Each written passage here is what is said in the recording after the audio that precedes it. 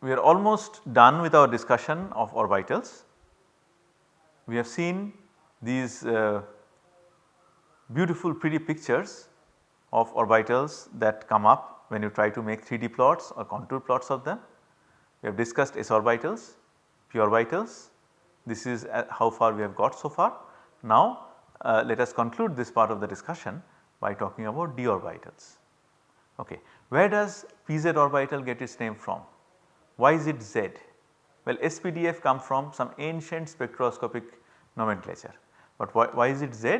Because it is along z orbital, sorry, it is along z axis, same symmetry as z.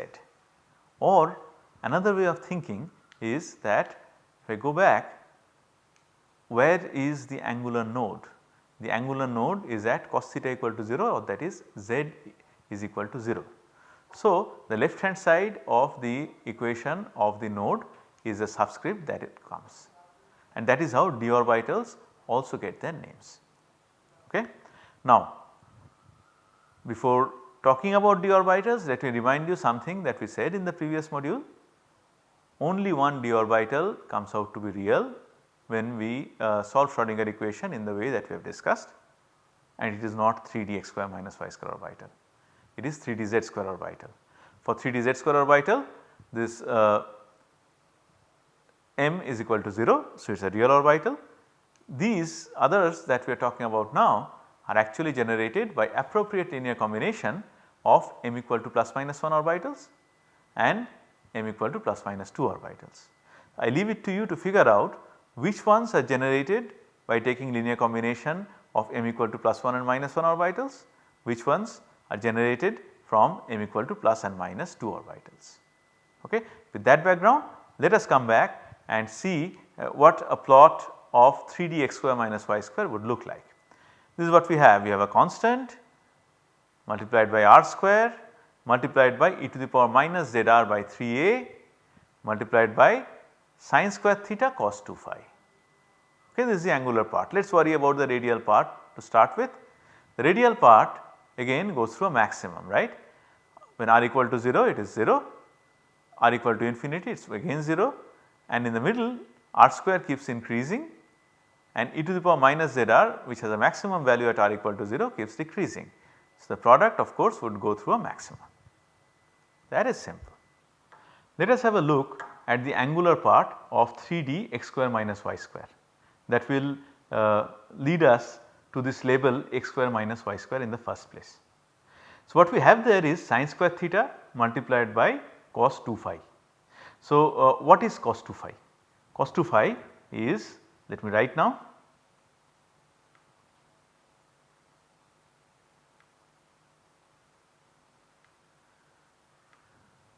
cos 2 phi is essentially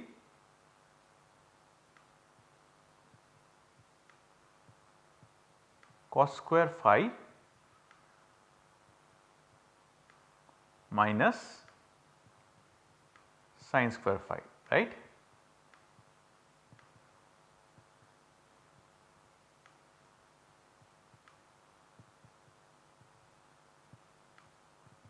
Now, this is multiplied by sin square theta. So, I can write like this, sin square theta here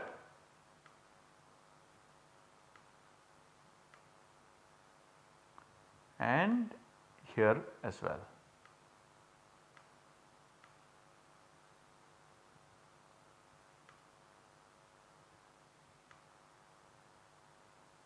So, what do we have here? Do you remember what sin theta cos phi is? R sin theta cos phi is essentially x, right. So, sin square theta cos square phi is x square divided by r square, is not it, minus we have sin square theta sin square phi. Sin theta sin phi is y, is it y? Actually r sin theta sin phi is equal to y. So, sin theta sin phi is equal to y by r, and sin square theta sin square phi is equal to y square by r square. So, we get y square divided by r square. So, you can take r square common and you get this x square minus y square divided by r square. So, that is what gives a name. And then tell me now what is the node? How do I get the angular node? I get the angular node by equating x square minus y square by r square to 0. So, what I get essentially is angular node is x equal to plus minus y. So, as discussed earlier, what we do is we draw the nodes first, x equal to plus minus y. When we draw a lobe, we cross a node, wave function changes sign, cross the node again, it changes sign once again, cross the node once again you see there is a change in sign. Okay. So, this is 3D x square minus y square for you. Now, we come to 3D xy, sin square theta sin 2 phi. Again using the relationship between sin 2 phi and sin phi cos phi. What is sin 2 phi? Sin 2 phi is essentially 2 sin phi cos phi, right. So, sin square theta multiplied by sin phi cos phi becomes sin theta sin phi multiplied by sin theta cos phi. Okay. So, you get xy and of course, it has to be divided by r multiplied by r. So, you get xy by r square. So, xy equal to 0, xy equal to 0 means x equal to 0 is a node and y equal to 0 is a node. So, once again the moment you cross, wherever you cross the node, wave function has to change sign. Okay. So, this is 3D xy. Now, we come to 3D z square, the most interesting d orbital as far as I am concerned. Here the angular part is 3 cos square theta minus 1 and I believe we have worked out the polar plot of 3 cos square theta minus 1 some time ago. There I had told you that when this is equated to 0 you get magic angle which has applications in many different fields. So, 3 cos square theta minus 1 what will it be? Is going to be 3 z square by r square minus 1. Okay. So, you get 2 angular nodes. Where will the angular nodes be? Here it is easier for me to think in terms of theta. Angular nodes will be at theta equal to 54.7 degrees and 180 minus 54.7 degrees, we had worked this out earlier. So, these are the 2 angular nodes, remember these are the 2 angular nodes, theta equal to 54.7 degrees and theta equal to 180 minus 54.7 degrees. Please do not think that this is one angular node straight line, this is another angular node straight line, they are not, they are actually 2 funnel shaped angular nodes. And now since theta is 54.7 degrees, this angular space available is smaller, that is why this lobe is larger, this lobe is smaller, and every time you cross a node sign has to change. Okay. So, this is 3z dz square. Let me show you the 3D plot along with contours. I hope you can relate this with the one that we showed earlier. These are the 2 nodes once again, right. This is one angular node, remember this is z axis. So, this is theta this way as well as that way, this is another value of theta. So, this is one node, this is another node. Here the way I have drawn it, the bigger lobes have plus sign of psi, the smaller lobes have minus sign of psi, right. So, this is your 3D z square. Please have a look at this diagram and look at the good thing here is that the 3D plots have contours shown in them. I hope it is not very difficult for you to correlate this with this one.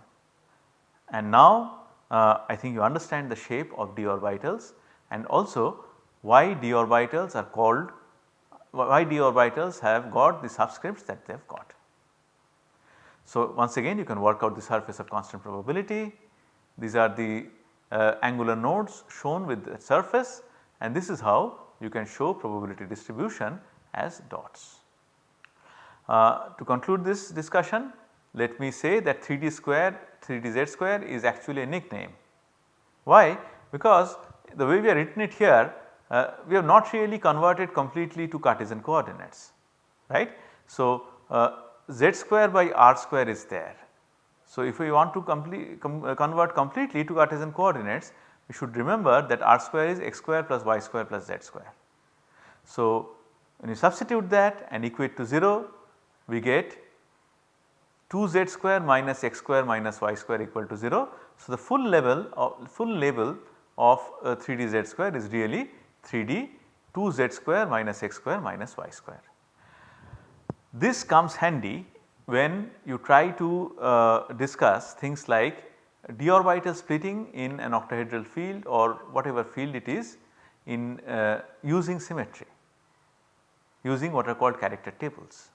So, it is important to understand what these names mean.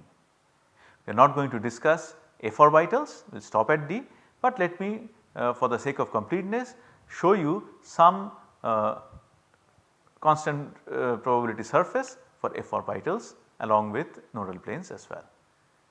That brings us to an end of this part of the discussion. We have something more to say about orbitals and then we will see how they are used at least as a first approximation in multi-electron systems, and that is where we can answer that question, how is it that we can use 1s, 2s, 2p in say lithium or beryllium or other multi-electron atoms, even though we have emphasized so much that orbitals are 1 electron functions.